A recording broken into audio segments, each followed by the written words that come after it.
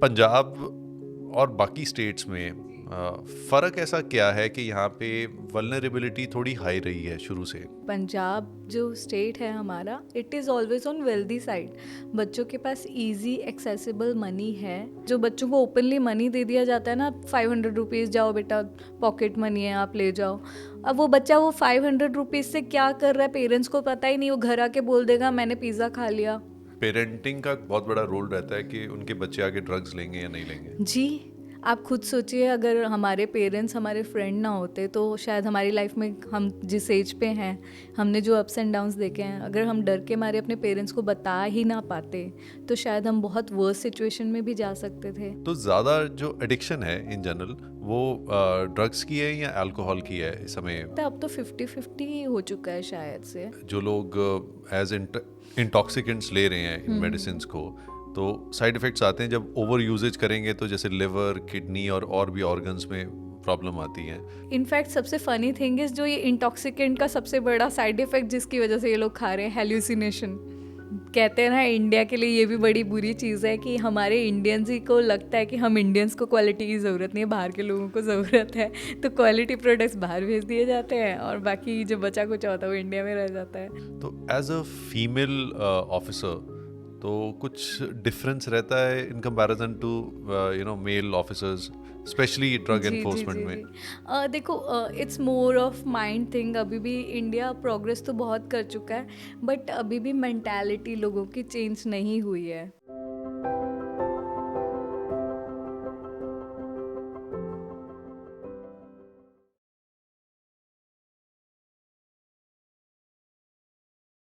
Navdeep ma'am, welcome to the Supreet Singh Show.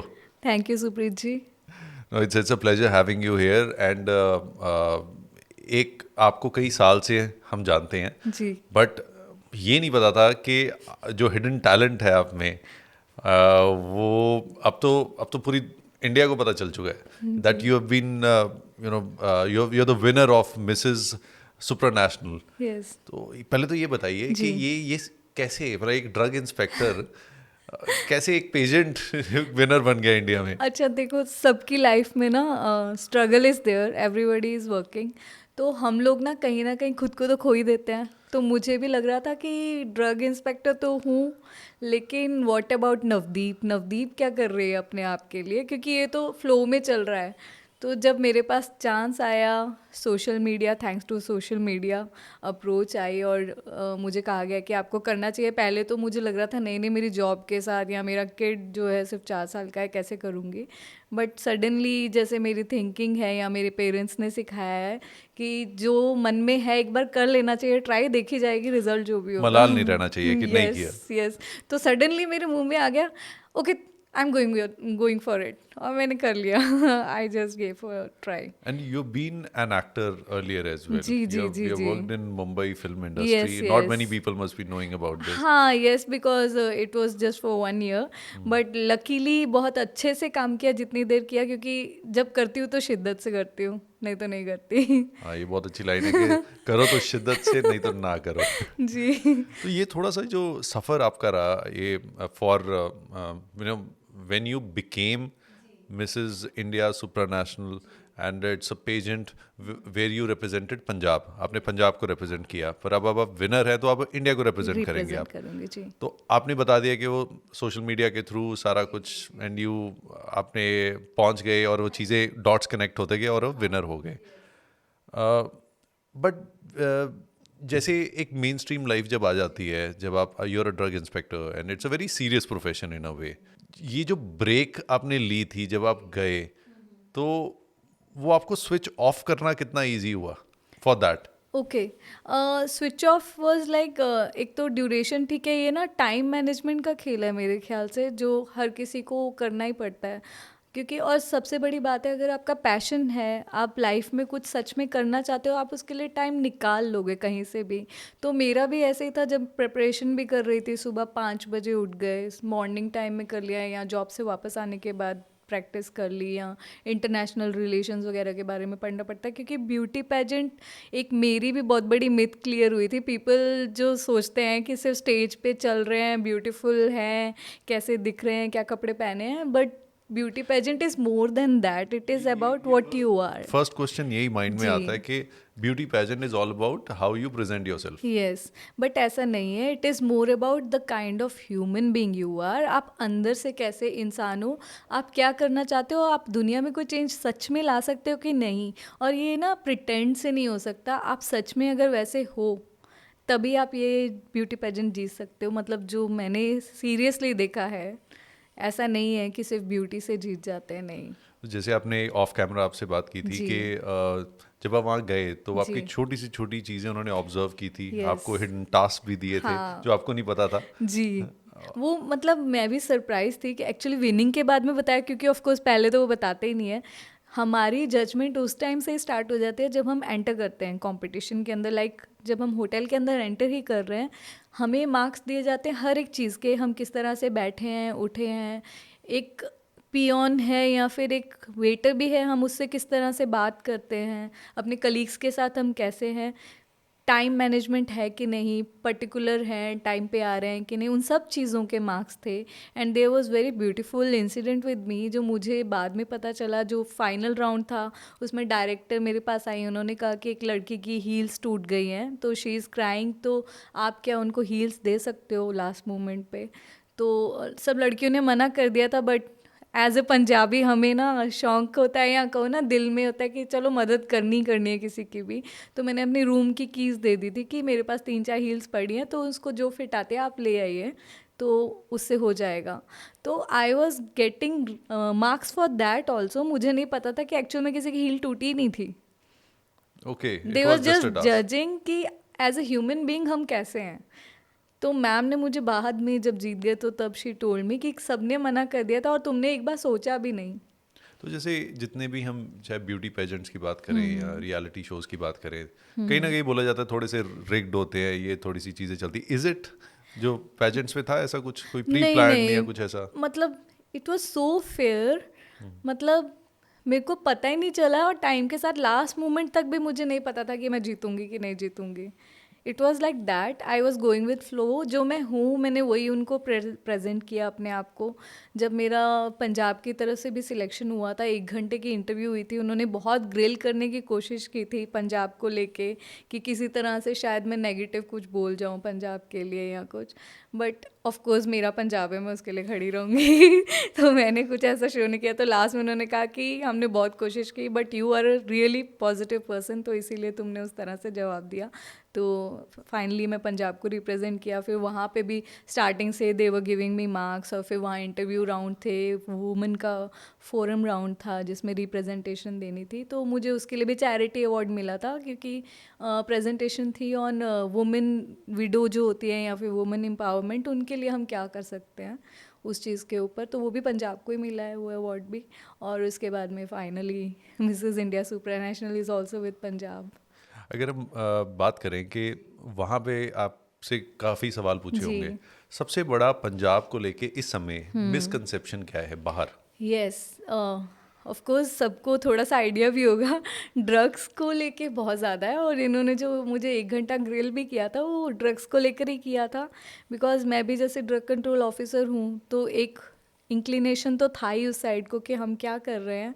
और drugs को लेके लोगों का मिसकंसेप्शन है कि पंजाब में बहुत ज़्यादा है, और वो चीज़ मुझे बहुत हैरान करती है, क्योंकि कोई पंजाब में आके सच में घूमेगा देखेगा तो ऐसा नहीं ऐसा है. बिल्कुल भी नहीं है. नहीं मिलेंगे. बल्कि यहाँ के बच्चे अब इतने ज़्यादा हेल्थ कॉन्शियस है कि इन चीज़ों में नहीं है. हाँ, मैं मानती हूँ किसी टाइम पे थोड़ा रहा है, लेकिन अब बहुत कंट्रोल हो चुका है ये सब चीज़ें. और ये सिर्फ पंजाब की प्रॉब्लम नहीं है, मेरे ख्याल से पूरे इंडिया के वर्ल्ड की प्रॉब्लम है शायद से इस टाइम पे. एग्जैक्टली वो कुछ हाईलाइट पंजाब ज़्यादा हुआ है ज़्यादा वो अनलकीली कह सकते हैं किसी मूवी की वजह से हो गया, but it is not the fact.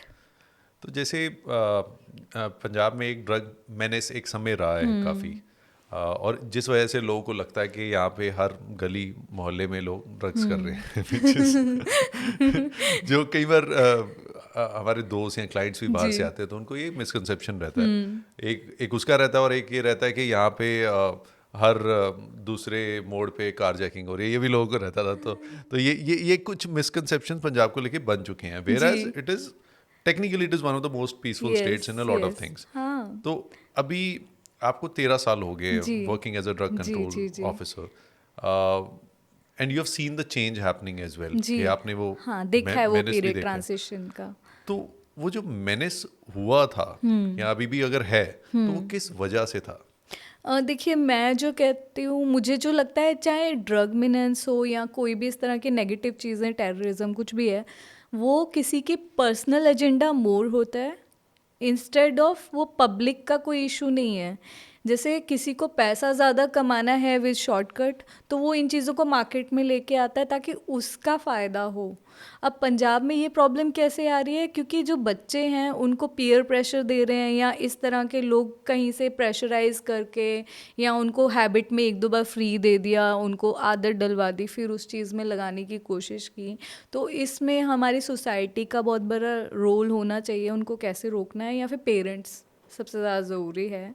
अगर पेरेंट्स अपनी ज़िम्मेवारी एज ए फ्रेंड निभाएंगे तो बहुत चीज़ें यहाँ पे चेंज हो सकती हैं, और हुई भी हैं। अभी बच्चे भी बहुत ज़्यादा अवेयर हैं इस चीज़ को लेके, बट पेरेंट्स को समझने की ज़रूरत है कि फ्रेंड्स बनो अपने बच्चों के, ताकि वो आपको घर में आके बता सकें अगर ऐसा कुछ हो रहा है उनके साथ में। तो ये जो पेरेंटिंग का बहुत बड़ा रोल रहता है कि उनके बच्चे आगे ड्रग्स लेंगे या नहीं लेंगे। जी, आप खुद सोचिए, अगर हमारे पेरेंट्स हमारे फ्रेंड ना होते तो शायद हमारी लाइफ में, हम जिस एज पे हैं, हमने जो अप्स एंड डाउन्स देखे हैं, अगर हम डर के मारे अपने पेरेंट्स को बता ही ना पाते तो शायद हम बहुत वर्स सिचुएशन में भी जा सकते थे। पेरेंट्स रोक सकते हैं, उन्होंने वो एक्सपीरियंस किया हुआ है, और हम फ्रेंड होंगे तभी हमारे पेरेंट्स को हम समझ सकेंगे कि नहीं, वो सही बोल रहे हैं। हम एक दोस्त की बात ज़्यादा आराम से मान लेते हैं, पेरेंट्स की नहीं मानते हैं।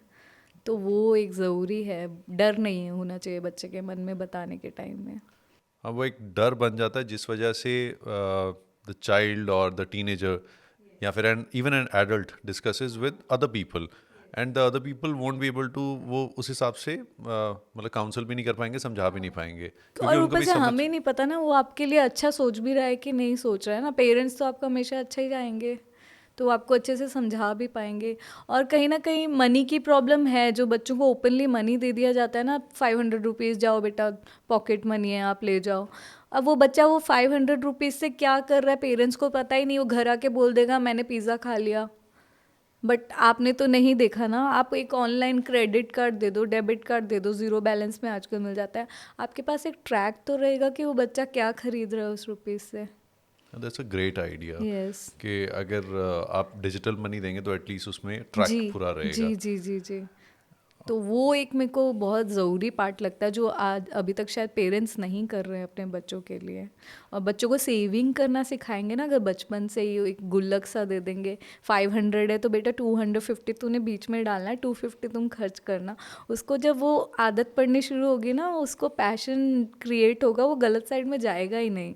और हेल्दी हैबिट्स में डाल दें उसको, स्पोर्ट्स में डाल दें, ड्राइंग में, डांसिंग में, जो भी उसको पसंद है। और कोई पीयर प्रेशर है, घर में आके बता सके कि आज तो मेरा फ्रेंड ऐसे बोल रहा था कि तेरे में हिम्मत है कि नहीं ये खाने की नहीं।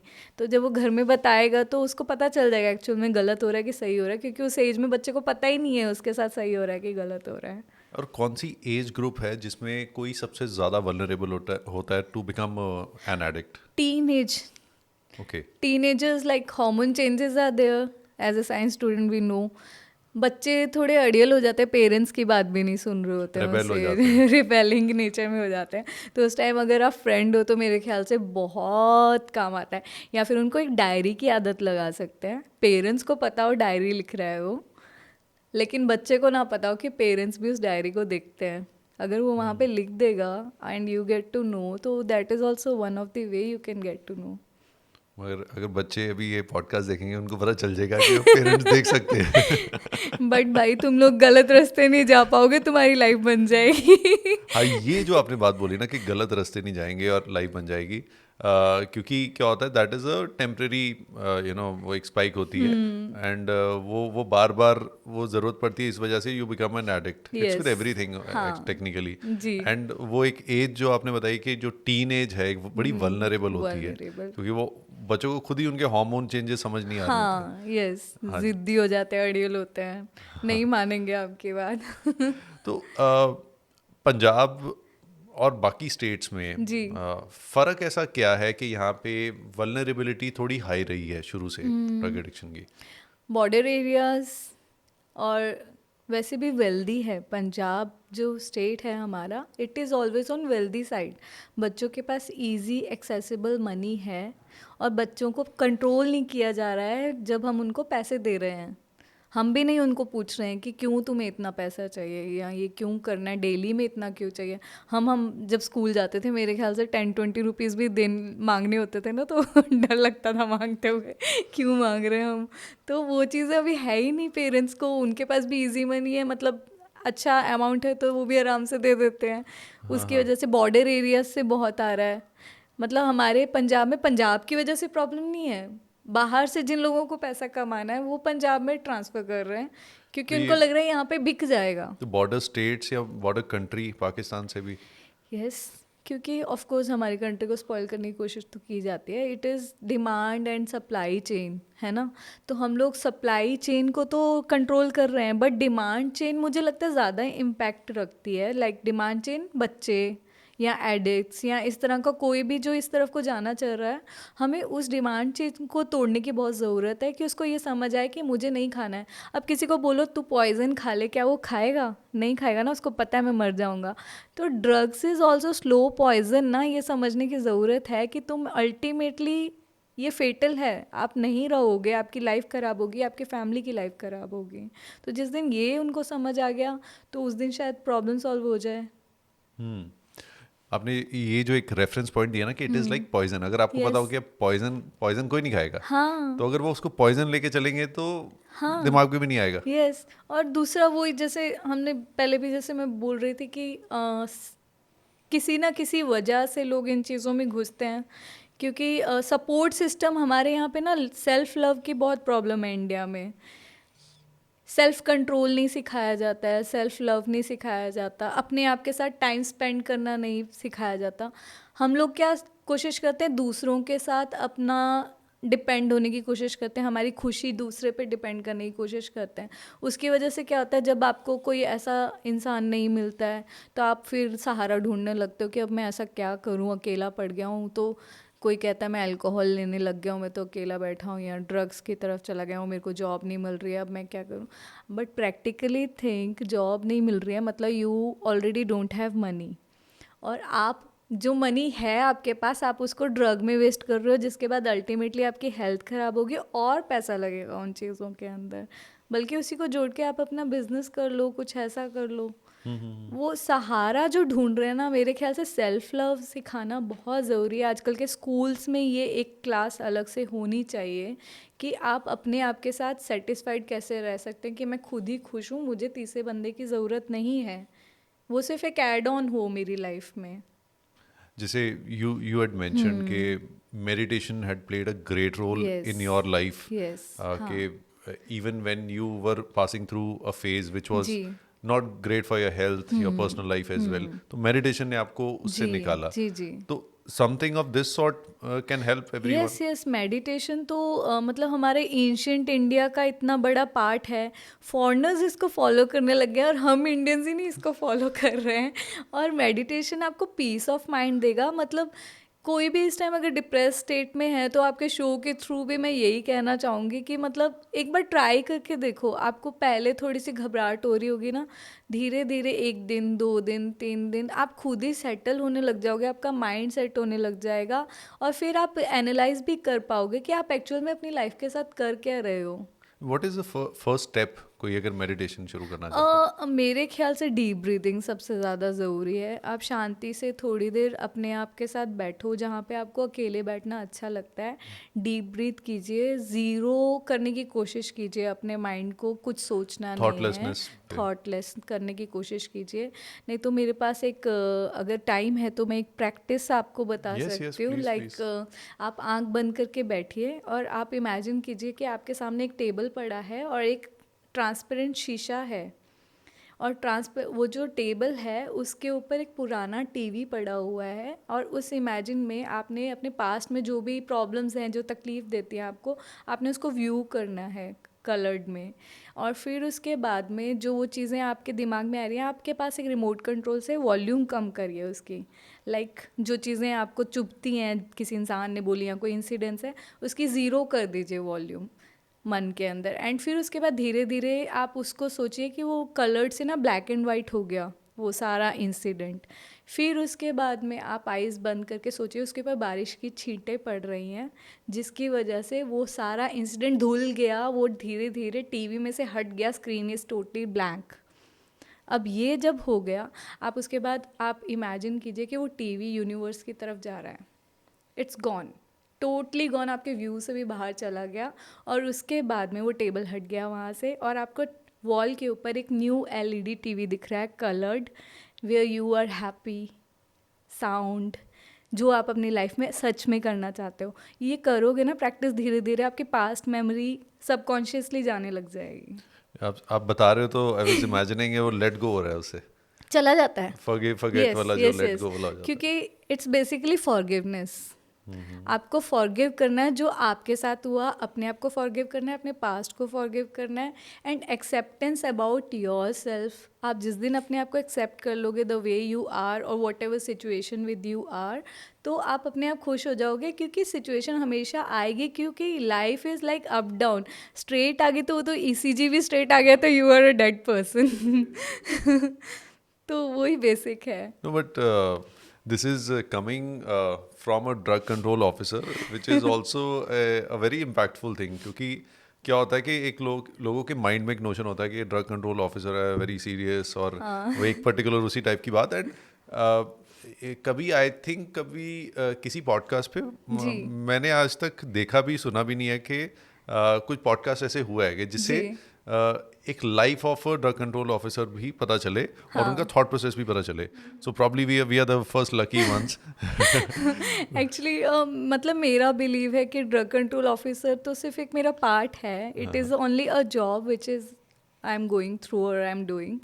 मेरी लाइफ इज़ नवदीप, मैं क्या हूँ सुबह से लेके शाम तक। मैं ड्रग कंट्रोल ऑफिसर की वजह से जीना नहीं बंद कर सकती, खाना नहीं बंद कर सकती। हाँ, मुझे पॉजिटिव करना है। ड्रग कंट्रोल ऑफिसर मेरे को प्लस पॉइंट दे सकता है कि मैंने वहाँ से कुछ चीज़ें अच्छी सीखी जो मुझे अपनी लाइफ में लानी है, नेगेटिव चीज़ें कैसे माइनस करनी है। बट मुझे अपनी लाइफ में आगे भी बढ़ना है ना। मैं मतलब ठीक है ये तो चलती रहेगी, बट हर इंसान को ऊपर बढ़ना चाहिए लाइफ में, स्पिरिचुअली बढ़ जाए या कुछ और सपने हैं उसकी लाइफ में वो करे जिससे खुशी मिले। Ultimate aim should be happiness ना। जब आप मर रहे हो, you should not die with desires, you should die with memories. ये पॉडकास्ट शुरू होने से पहले भी मैंने बोला था कि हमें वन लाइनर्स बहुत मिलने वाले हैं। Actually I believe in these lines, इसीलिए मुझे याद नहीं करनी पड़ती, कुछ खुद से बन जाती है और मैं हूँ, यही मैं हूँ। I go through and this. you're very comfortable talking about your own जैसे कहते हैं फुटफॉल्स भी आपके हुए हैं, Yes, पिटफॉल्स yes, जो yes. हुए हैं, और आपकी सी अचीवमेंट्स के बारे में हर कोई बात करता है, पर जैसे हम स्वॉट एनालिसिस करते हैं तो उसमें जो वीकनेस हर कोई अवॉइड करता है, या फिर ऐसी कोई चीज़ जो आपकी लाइफ में आपके फेवरेबल नहीं हुई, Yes. तो but you are very comfortable doing that, and इससे पता चलता है कि you are happy with yourself. Yes, मैंने एक्सेप्ट किया है अपनी रियलिटी को, क्योंकि जब तक हम अपनी रियलिटी को एक्सेप्ट नहीं करेंगे ना, हम आगे बढ़ ही नहीं पाएंगे। देखो, नेगेटिव चीज़ों के बारे में कोई नहीं बात करता, सब अपनी पॉजिटिव चीज़ों के बारे में बात करते हैं। उसकी वजह से ना आपके ब्रेन पे एक बोझ रहता है। जो ये हम डिप्रेशन के बारे में सुनते हैं, वो एक्चुअली मेनली हम जो अपने ऊपर बोझ डाल के रखते हैं ना, हम छुपाते हैं, प्रिटेंड करते हैं अपनी चीज़ें, जो हमें लगता है यार लोगों को पता चलेगी तो लोग हमारे बारे में क्या सोचेंगे। The way I am single mother, तो कहीं किसी पॉइंट तक मेरे भी मन में ये था, मैं प्रिटेंड करती थी लोगों को, नहीं नहीं सब ठीक है, सब अच्छा चल रहा है।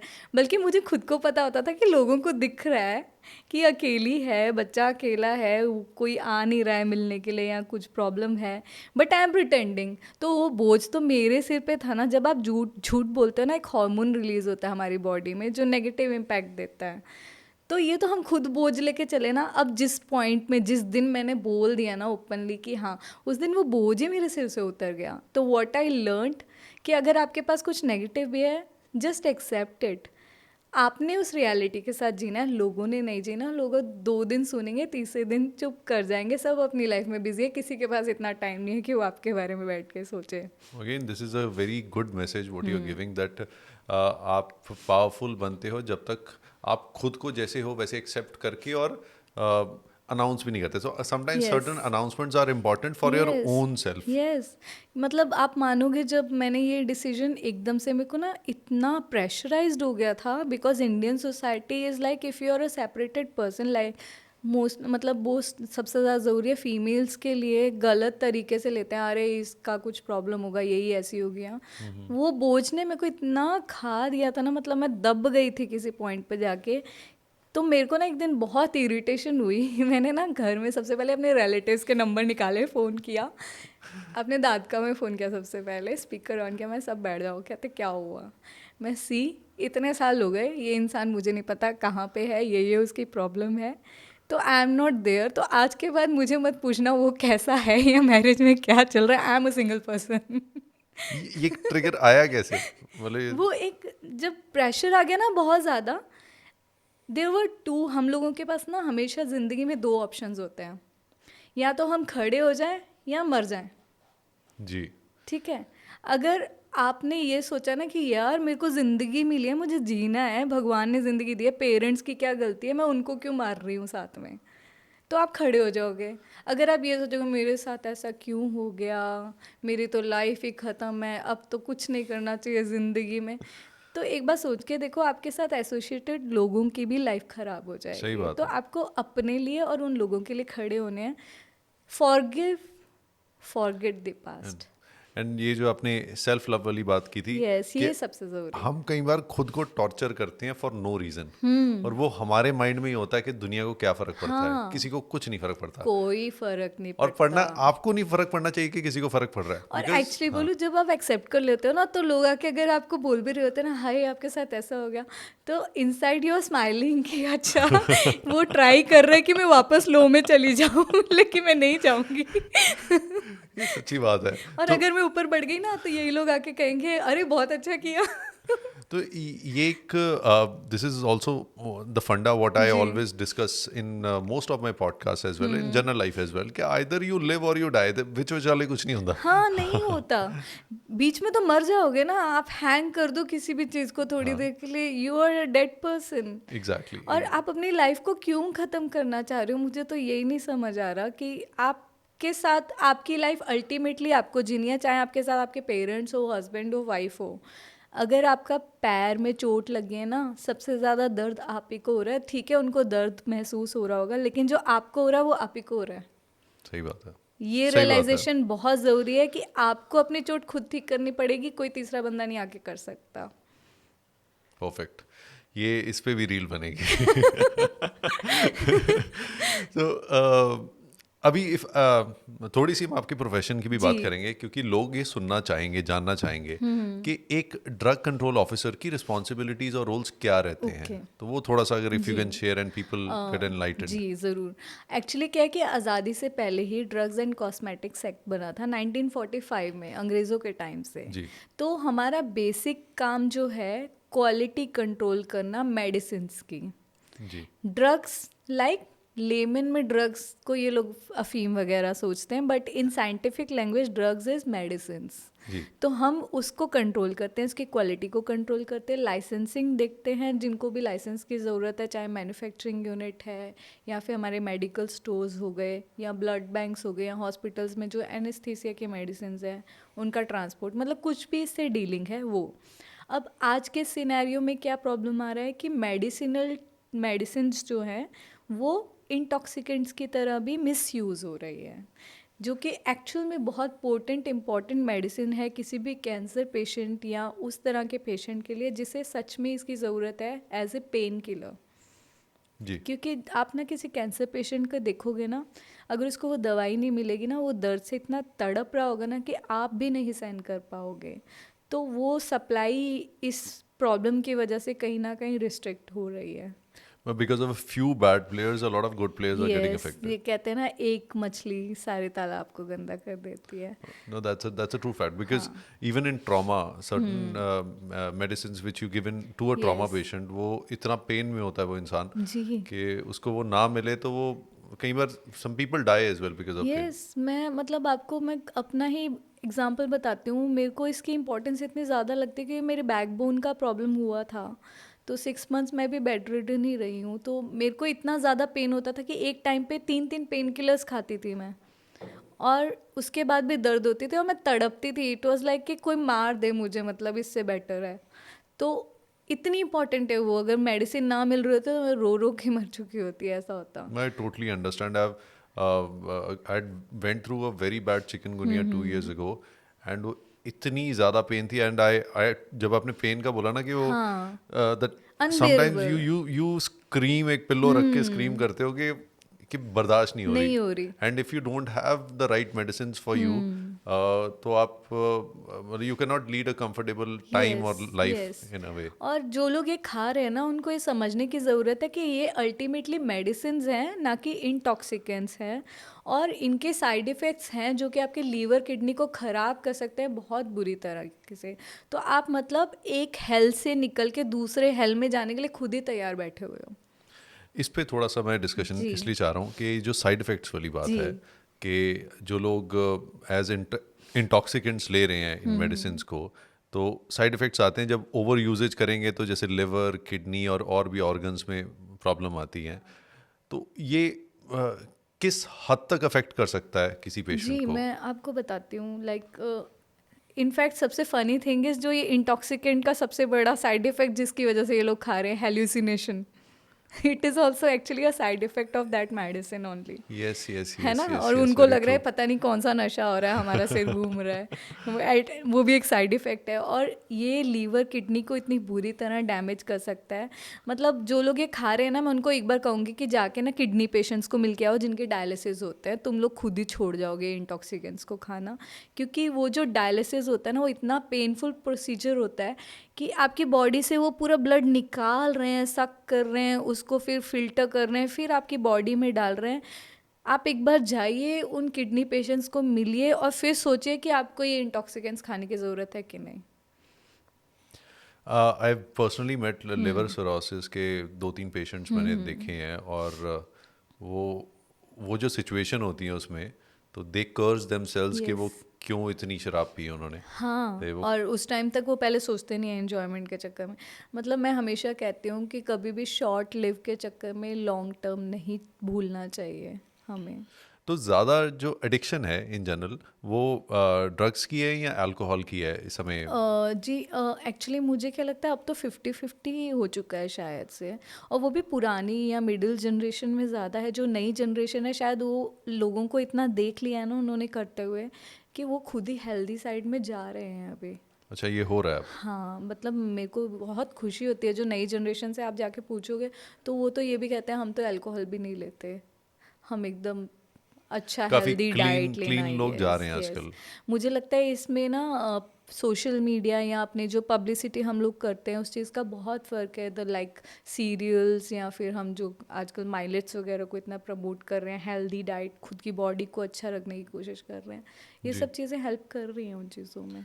तो एज अ फीमेल ऑफिसर, तो कुछ डिफरेंस रहता है in comparison to male officers, specially drug जी, जी, एनफोर्समेंट जी, में? जी। देखो, it's more of mind thing. अभी भी इंडिया प्रोग्रेस तो बहुत कर चुका है, बट अभी भी मेंटालिटी लोगों की चेंज नहीं हुई है। लाइक आप कह रहे हैं ना कि ड्रग कंट्रोल ऑफिसर है, तो लेकिन आपके बोलने का तरीका अलग है।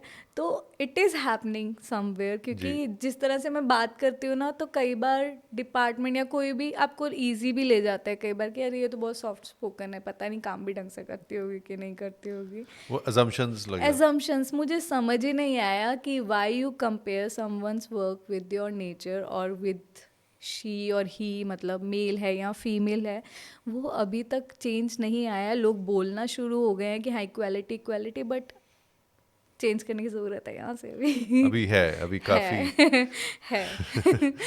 तो इसी अगर हम इस पे ही बात करें आगे, तो you have been an officer for last 13 years. काफ़ी एक्सपीरियंसेस आपके साथ हुए होंगे. कोई ऐसा एक्सपीरियंस आप मतलब शेयर करना चाहेंगे कि जिसमें आप गए हैं एंड आपको सीरियसली पहले नहीं लिया, फिर आपकी कलम ने उसको सीरियस बनाया हो?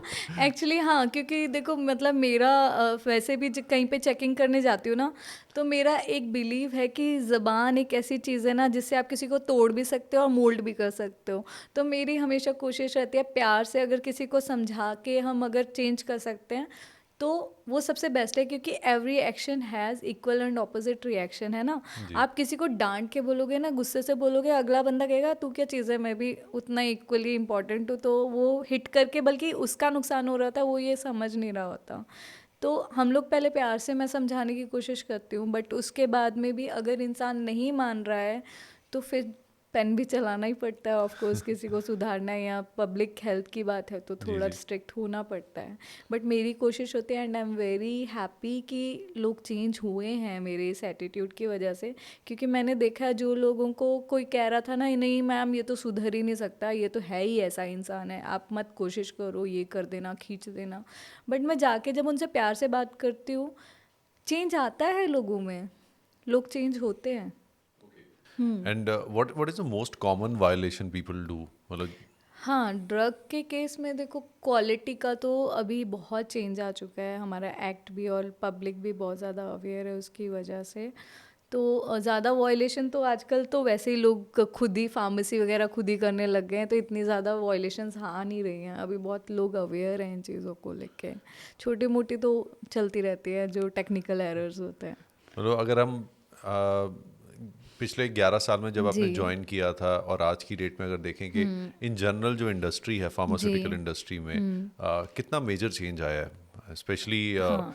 मैं पंजाब की चाहे बात करूं जी। या ओवरऑल इंडिया की बात करूं, हाँ हाँ क्या हाँ चेंज है? देखो पहले मैं ये कहूँगी कि वैसे भी इंडिया को वर्ल्ड की फार्मेसी कहते हैं ना। जी, जी। तो पहले ठीक है इंडिया में काम चल रहा था, लेकिन उस लेवल की क्वालिटी शायद नहीं थी, अवेयरनेस नहीं थी, या फिर लोग पढ़े लिखे थे लेकिन इतने इक्विप्ड नहीं थे। अभी इक्विपमेंट की तरफ चले गए हैं, टेक्निकली साउंड हैं, बहुत अच्छे से आगे नई नई चीज़ें लाना चाहते हैं, इंटरनेशनली एक्सेप्टेंस मिल रही है, एक्सपोर्ट का काम बढ़ रहा है, इंडिया के लोगों को क्वालिटी प्रोडक्ट्स जो इंडिया के हैं वो बाहर जा रहे हैं। बट कहते हैं ना इंडिया के लिए ये भी बड़ी बुरी चीज़ है कि हमारे इंडियंस ही को लगता है कि हम इंडियंस को क्वालिटी की ज़रूरत नहीं है, बाहर के लोगों को ज़रूरत है, तो क्वालिटी प्रोडक्ट्स बाहर भेज दिए जाते हैं और बाकी जो बचा कुछ होता है वो इंडिया में रह जाता है।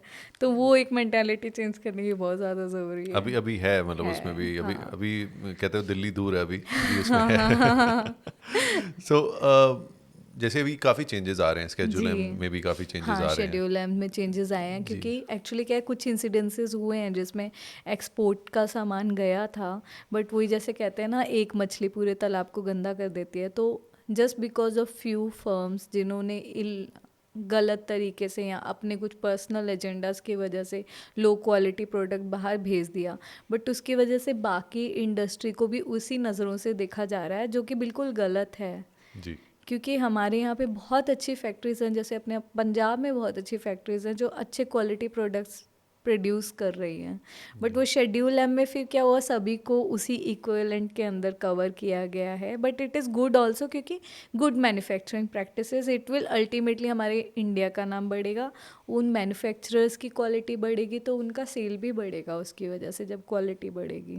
आपका जैसे जो आप बहुत लोगों से मिलते हैं, यू मीट, आप केमिस्ट के पास भी जाते हैं, होलसेलर्स के पास भी, मैन्युफैक्चरर्स के पास भी, एपीआई प्लांट्स में भी आप जाते होंगे, तो एंड हर किसी का एक फाइनेंशियल लेवल भी अलग रहता है। तो what is that financial hurdle what people find in certain industries कि जिस वजह से वो इमीडिएट चेंज नहीं कर पाते, और उसको सपोर्ट मिलती है साथ में, वो अगर जो विलफुली बदलना भी चाह रहे हो? जी, देखो मैं भी कहूँगी कि गवर्नमेंट अगर थोड़ा और टाइम दे दे तो बहुत अच्छा, क्योंकि वी इंडिया में जो है अभी हमारा ठीक है फाइनेंशियली हम लोग ग्रो कर रहे हैं, बट अभी भी उतना ज़्यादा ग्रो नहीं किया कि हम एकदम से किसी इंसान को कहें कि तुम अपनी इंडस्ट्री के ऊपर एकदम से 100 करोड़ और लगा दो ऊपर से। हर किसी को टाइम चाहिए उस लेवल की इन्वेस्टमेंट करने के लिए। अगर कोई अच्छा काम कर रहा है, उसके प्रोडक्ट सही आ रहे हैं, तो we should give a grace period to them, क्योंकि फाइनेंस जहाँ इन्वॉल्व होता है वहाँ पे ह्यूमन कुछ नहीं कर सकता, वो टाइम के साथ ही चीज़ें चेंज हो सकती हैं। तो हमें, मुझे लगता है, इंटेंट भी देखना चाहिए, इंसान का इंटेंट क्या है उस मैन्युफैक्चरिंग यूनिट का। पीछे पास्ट का ही देख लो, उसके कितने फेल हो रहे हैं, कितना ज़्यादा वो, उसकी क्वालिटी कैसी रही है। अगर इट्स अ गुड क्वालिटी, इतना कुछ फ़र्क नहीं पड़ा है, तो उसको थोड़ा ग्रेस पीरियड देना चाहिए आगे सुधार करने का। इन जनरल जब हम क्वालिटी एश्योरेंस की बात करते हैं जी तो आपने बोला कि वो मछलियाँ वो कम ही होती हैं जो तालाब गंदा करती है, जी ज़्यादातर अच्छे ही होते हैं। तो एक मिथ भी है इंडिया में which I also find is कि Indian made medicine are not good, whereas maximum दवाइयाँ दुनिया में इंडिया से ही जा रही हैं। यस। तो ये इसके बारे में आई वांट योर टेक कि जो हम कई बार एक डाउट लेके चलते हैं कि अगर यूएस की या किसी और कंट्री की अगर मेडिसिन आएगी तो वो कई बार अपने रिलेटिव्स को बोलते हैं कि ये वहाँ से ले आना। हाँ, ये बहुत बड़ा मिथ है। देखो, मैं सबसे पहले वही कह रही थी, फार्मेसी ऑफ वर्ल्ड इंडिया को कहा जाता है, तो आप खुद सोचो, कोई तो रीज़न होगा। तो वर्ल्ड लेवल पे भी क्या है ना, अब जो नंबर 1 पोजीशन पे होता है, हर कोई उसको नीचे खींचने की कोशिश करता है, तो बहुत सारी पॉलिटिक्स भी होती है। But Indian pharmacy is the best pharmacy in the world in terms of medicine, manufacturing, everything. हम लोगों के पास बेस्ट सॉल्यूशंस है, बेस्ट ब्रेन्स हैं, बेस्ट मैन्युफैक्चरिंग यूनिट्स हैं, और हम इम्प्रूव भी कर रहे हैं। और ये जो हमारी मेंटालिटी है ना कि फ़ॉरेन की चीज़ अच्छी होगी, बट आप कभी देखना, आपके जो कपड़े भी होते हैं ना जो फ़ॉरेन से आते हैं, मेड इन इंडिया लिखा होता है। जो दवाइयाँ भी आप बाहर से ला रहे हो, मोस्टली इंडिया से ही बाहर गई होती है, फिर आप उनको इधर लेकर आ रहे होते हो। महंगी लेके आ रहे तो होते हाँ, तो ये हमें अपनी मेंटालिटी, एक्सेप्टेंस, अपने आप को थोड़ा सा एक्सेप्ट कीजिए। क्या आप अपने आप को ही नहीं एक्सेप्ट कर रहे हो कि आप सबसे बेस्ट हो? एग्जैक्टली एग्जैक्टली मतलब हम अगर आप मानते हो कि कोई और आपसे बेटर है? हम वो इन्फीरियोरिटी कॉम्प्लेक्स लेके चलते हैं कई बार जी जी। बिना बात का, हाँ वो बिल्कुल दैट्स वेरी राइट। और अभी एक फूड इंडस्ट्री में समटाइम्स आई फाइंड, ये मेरा पर्सनल थोड़ा सा रहा है कभी कि खासकर यूएस काफ़ी ज़्यादा इवॉल्व है इन इन इन टर्म्स ऑफ न्यूट्रास्यूटिकल और सप्लीमेंटेशन। तो India is also now pacing up, मतलब कर रहे हैं, माइट बी यहाँ पे ना अभी भी लॉ शायद उतना ज़्यादा स्ट्रॉन्ग फूड को लेके हुआ नहीं है, हो रहा है, अब तो बहुत अच्छा लॉ भी आ गया है। बट स्टिल मेरे ख्याल से और स्ट्रिंजेंट होने की ज़रूरत है फूड के मामले में, क्योंकि फूड के लिए इंडियन सोसाइटी थोड़ी इजी हो जाती है कई बार। आप ऐसे ही कहीं खाने भी जाओगे समोसा या कुछ, मुझे क्या लगता है, it is more about your own responsibility. हमारे कल्चर में ये चीज़ है, लेकिन हम अभी एक्सेप्ट नहीं कर रहे हैं कि ये मेरी रिस्पॉन्सिबिलिटी है कि मैं किसी को हेल्दी फूड दे रहा हूँ कि नहीं दे रहा हूँ। जब तक आप वो एक्सेप्टेंस नहीं लाओगे तो आप तब तक करोगे ही नहीं उस चीज़ को। कई बार हम खुद देखते हैं कि समोसे कैसी कंडीशन में तले जा रहे हैं, पर फिर भी वी वांट टू ईट दोस, हाँ हाँ हाँ, देख रहे होते हैं फिर वो भी। 4 दिन पुराना तेल भी चल रहा होता है बीच में, तो अल्टीमेटली जब कुछ प्रॉब्लम होती है फिर हम कहते हैं अरे खराब था वो। नो, यू वेरी राइट, ये हमें अपना एज अ थॉट प्रोसेस पहले चेंज करने की यस, जरूरत है हाँ, उसमें। Thought process. अभी will come to your journey, जब जब आप बने मिसेस इंडिया सुप्रानेशनल। जी जी। अभी राइट नाउ एक अलग डायमेंशन आपके करियर में शुरू हो गई है। हाँ so yes you you have won a pageant, जी। You will be representing India, yes and you have been an actor as well. जी। आपने टेक्निकली बॉलीवुड में काम किया हुआ है, हाँ हाँ हाँ। आपने एकता कपूर के साथ भी काम, जी जी जी, तो मैंने not Ekta many people must be Kapoor, knowing about. हाँ एक्चुअली बहुत लोगों को नहीं पता, क्योंकि जब ड्रग के डिपार्टमेंट में आ गई तो वो पीछे का चीज़ें पीछे रह गई और इतना टाइम निकल गया। मेरा फर्स्ट लव हमेशा से ही एक्टिंग था, और जो मेरी साइड हॉबीज़ हैं वो हमेशा मेरे साथ ज़िंदा रहती है, क्योंकि जो इंसान को प्यार होता है ना जो पहली चीज़ से, वो हमेशा उसके साथ चलती है, आप चाहे करते रहो या ना करते रहो। पेंटिंग का भी मुझे बहुत शौक है। पेंटिंग, यस, मेरी एग्जीबिशंस लगी हैं, अवार्ड्स मिले हैं मुझे, मेरे पास एक बाला चित्रा रत्ना अवार्ड है। अमेजिंग। तो पेंटिंग का भी बहुत शौक है। एकता कपूर जी के साथ काम किया, सीआईडी में काम किया, मनमोहन जी के साथ सबसे पहले मैंने काम किया था, जो यारा नाल बहारा और मोहब्बतें मूवी के डायरेक्टर रहे हैं। तो उनके साथ एक कुड़ी पंजाब दी की डबिंग में की थी, क्योंकि उस टाइम मूवी कंप्लीट हो चुकी थी, but he liked my voice, तो he wanted me for some actor का डबिंग का। एंड यू तो worked in All India Radio में भी अपने। यस, हाँ, मैंने ऑल इंडिया रेडियो में लाइक फर्स्ट शो मैंने किया था जब मैं 5th क्लास में थी। फिर उसके बाद college and during this period also as an anchor थोड़ा बहुत काम किया मैंने AIR के साथ में। तो वो एक शौक है ना, मतलब चाहे ऐसे ही कोई बुला ले मैं चल के जाऊंगी। वो कहते हैं जो एक्टिंग का कीड़ा होता है वो हाँ निकल कभी नहीं खत्म जाएगा। होता। यस यस, वो प्यार से, वो प्यार है, वो रहता ही है। तो एक जो आर्टिस्ट होता है, आर्टिस्ट जब एनफोर्समेंट ऑफिसर बनता है और आपने जैसे बताया कि आप प्यार से समझाते हैं, तो वो आपके आर्टिस्ट होने की वजह से भी शायद वो कंपैशन रहता है हमेशा। जी हाँ, रहता है। क्योंकि मुझे लगता है कोई भी आर्ट फॉर्म ना एक इंसान को मोर ह्यूमन बनाता है। क्योंकि art is more about the way you are actually. मतलब मेरे ख्याल से मैंने देखा जो भी आर्टिस्ट होते हैं ना, दिल के बड़े सॉफ्ट एंड अच्छे से होते हैं। मतलब वो हार्शपन आ ही नहीं सकता है एक आर्टिस्ट के अंदर। ट्रू। और वो कहीं ना हम जब आर्ट एक्टिंग भी करते हैं ना, हम उस कैरेक्टर में घुस के जब उस चीज़ को करते हैं तो we actually feel that emotion. अगर आप किसी मदर का रोल कर रहे हो या कोई ऐसे एडिक्ट का रोल करते हो, आपको पहले उसकी इमोशन में घुसना पड़ता है। तो एम्पैथेटिक आप होते हैं हाँ, जी। तो मेरे को लगता है एम्पैथी बहुत काम करती है रियल लाइफ में भी। मेरे को लगता है इंसान को एम्पैथी होनी चाहिए। सिंपैथी मत दिखाओ, एम्पैथी दिखाओ, दैट्स मोर इम्पॉर्टेंट। फिर शायद आप उसके शूज़ में होगे तो फिर बेटर रिजल्ट आएंगे और बेटर जजमेंट दोगे आप। तो अगर आपको अभी अब एक्टिंग के जी, प्रोजेक्ट्स मिलेंगे, you will be doing that. I would love to do it. वो तो मेरा प्यार है, हमेशा ही रहेगा। You are a woman in power. You yes. have you are a woman who has empowered herself to be something apart from जो regular career में। Yes. तो एक कई बार क्या होता है कि हम हर चीज़ को लेबल कर देते हैं कि हर चीज़ की एक उम्र होती है। आपने वो एक चेंज करके एक नया डायमेंशन दिया है, and you meet women from all walks of life. एक सबसे बड़ा challenge for a women in India क्या है? देखो एक रीज़न जो मेरा मिसेस इंडिया सुप्रा नेशनल में आने का था ना, वो एक ये भी था क्योंकि मुझे अपने आप को एज ए रिप्रेजेंटेटिव दिखाना है, या एक आइडल की तरह मैं चाहती हूँ जिससे एक कोई भी लेडी जो मेरी कंडीशन में या वर्स्ट कंडीशन में भी है, वो मुझे देख के स्टैंड कर सके कि यार ये कर सकते हैं ना, तो कोई भी कर सकता है। लेडीज़ को आज के टाइम में समझने की ज़रूरत है, हमें किसी की सपोर्ट की ज़रूरत नहीं है। आप पढ़े लिखे हो, यू आर वेल इनफ, आप अपने लिए खुद स्टैंड ले सकते हो। आजकल बहुत सारी अपॉर्चुनिटीज़ हैं, खुद के लिए काम कर सकते हो आप। सेल्फ स्टैंड होने चाहिए, सेल्फ इंडिपेंडेंट होने चाहिए, खुद का कुछ वर्क होना चाहिए आपके पास में, ताकि आप किसी और पे डिपेंडेंट ना हो। आज के टाइम में क्या है कि अभी भी लेडीज़ के साथ में प्रॉब्लम क्या आती है, अगर आपके पास फैमिली है ना, तो आप अगर वर्किंग भी हो ना, स्टिल दे विल से कि नहीं, तुम्हारी first priority should be your family. अगर एक मेल है तो उसको कहा जाता है नहीं, तुम्हारी first priority is your work. Why? It is 50-50 for both ना। Yeah, exactly. We were talking to someone, and she mentioned the same thing, that even if you are working at a very good position, still you are expected to do the household chores. You are expected to take care of everything. खाना क्या बन रहा है उसमें फिर भी आप ही की जिम्मेवारी रहती है। तो एक टेक्निकली ये एक this is a societal thing. हाँ, और एक और चीज़ एज ए, जैसे अब मैं ड्रग डिपार्टमेंट में हूँ, कहीं ना कहीं लोगों को भी समझने की ज़रूरत है। As a female we have certain inherent responsibilities. उसके लिए आपको सपोर्ट करना पड़ेगा एक फ़ीमेल को। लाइक सम मेल्स कहते हैं ना कि अरे तुम इक्वालिटी की बात करते हो, तो अगर हम दूर जा सकते हैं, like I am now having transfer at far of place, तो तुम क्यों नहीं जा सकती हो?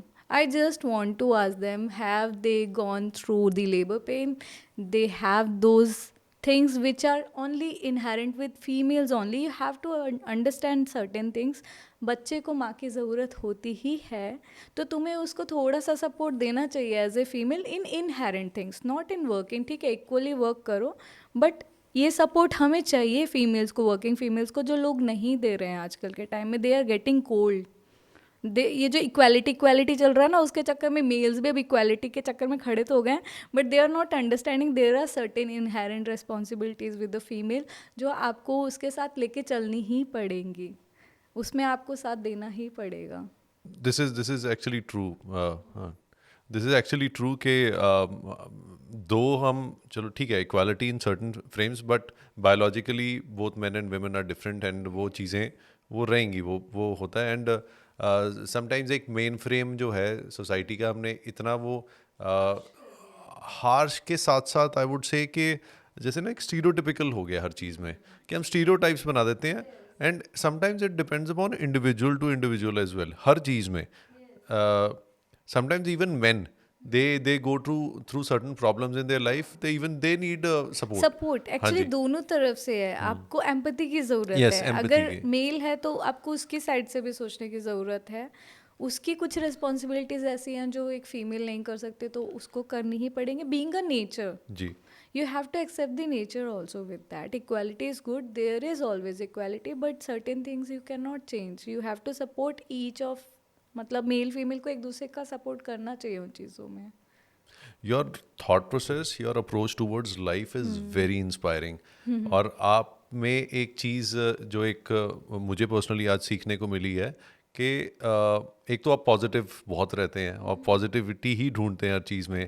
देन फॉरगिव एंड फॉरगेट वाला आपने एक दोबारा रिवाइज भी करवा दिया कि ये वो होना बहुत चाहिए. ज़रूरी है. उसके बिना कुछ नहीं होने वाला. That's very true. फिर उसके बाद in spite of all odds you are facing them. जैसे होता है ना कि एक वो चट्टान की तरह खड़े होके आप फेस करके और उस पर you are not cribbing about anything और आप लाइफ को पॉजिटिव लेके चल रहे हो जिससे you manifesting positive things. Yes. Harsh होने की हम अपने ऊपर ही हार्श हो जाते हैं. पता है क्या, मेल्स बहुत करते हैं ऐसे, मैं तो मेल हूँ, मैं अपने इमोशंस नहीं दिखा सकता, मैं तो फीमेल हूँ, मैं ये नहीं कर सकती. वो चीज़ छोड़ने की ज़रूरत है अब. अब इसी बात पे we need your inspire me mantra for this show for everyone, specially every women who is passing through some problems in life. वो डिप्रेस्ड हैं या वो या फिर वो लाइफ में करना बहुत कुछ चाहते हैं बट वो कर नहीं पा रहे, चाहे वो अपने मेंटल बैरियर्स की वजह से या फिर सोसाइटल बैरियर्स की वजह से. उनके लिए भी we want your inspire me mantra. Inspiring mantra तो मैं यही कहूँगी, live in your present. Past को छोड़ दीजिए. ये आपकी लाइफ है, आप ही उसको आगे बढ़ा सकते हो या नीचे गिरा सकते हो. तो क्यों ना उसको बढ़ा लिए, क्योंकि रो के भी ज़िंदगी काटनी है, हंस के भी काटनी है, तो हंस के काट लो यार. कुछ अच्छा हो जाएगा लाइफ में. And you should have art of saying no where it is required. Art of saying, वही आपसे मैंने बोला था कि हमें वन लाइनर्स बहुत मिलने वाले हैं. एक और मिला आज. So art of saying no is yes, it is very important. And one health mantra जी. फॉर एवरीवन के एक तो वो ड्रग से कैसे बचे जी. रहें और एक हेल्दी लाइफ कैसे जिए और healthy life because you yourself आप भी एक हेल्थ की इस प्रॉब्लम से जी, निकल जी. के और you have lost a lot of weight as well Yes, yes. 8 four kgs. 8 kgs and that's a good amount. और आप एक हेल्दी लाइफस्टाइल की जी, तरफ गए हैं. तो एक जी. Health mantra for everyone who is either into addiction right now, any form of addiction, Yes. और या इंक्लिनेशन जा रहा है उस तरफ, अभी हुआ नहीं है. हाँ, तो हाँ, वो हाँ. कुछ ऐसे हेल्दी लाइफ के लिए. मैं तो यही कहूँगी कि ये सिर्फ डिपेंडेंसी ढूंढने का तरीका है कि मैं सहारा ढूंढ रहा हूँ. तो एक सहारा इंटॉक्सिकेंट में ढूंढने की बजाय हेल्दी चीज़ में ढूंढ के देख लो. जब आप अपने आप को ब्यूटीफुल देखोगे, हेल्दी देखोगे, तो शायद वो जो नशा होगा ना वो अलग ही होगा, क्योंकि उसके साथ और बहुत एड ऑन्स आएंगे आपकी लाइफ में. अच्छी चीज़ें होनी शुरू हो जाएंगी. माइलेट्स खाइए, सीरियल्स खाइए. कार्ब्स ही ज़रूरी नहीं है. वीट को छोड़ के रिप्लेस कीजिए अगर आपको वेट लॉस करने की ज़रूरत है. हेल्दी बैलेंस डाइट खाइए. जो मन करता है उसे भी खाइए, बिल्कुल रोकिए मत मन को, क्योंकि ज़रूरी नहीं है कि रोक के सब कुछ होता है. 80-20 का ratio, 80 healthy, Yes, 20% yes, for छोटे छोटे पोर्शंस खाते रहो, हेल्दी फूड खाओ. और सबसे ज़रूरी है, आप अगर हैप्पी हो ना, स्ट्रेस फ्री हो, तो सब कुछ मैनेज रहता है. यस. अगर आप हैप्पी हो, स्ट्रेस फ्री हो, तो सब कुछ मैनेज हो जाता मैनेज है. हो जाता है. And thank you so much, ma'am, for your time. Thank you. Thank you for taking out time. I know because Saturday, Sundays are for your family, और Sunday आज आप अपना time निकाल के आए हैं. Thank So you. it's a pleasure for us and it'll be a delight for all our viewers and listeners ji.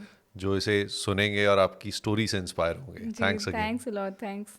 Thank you ji. Thank you.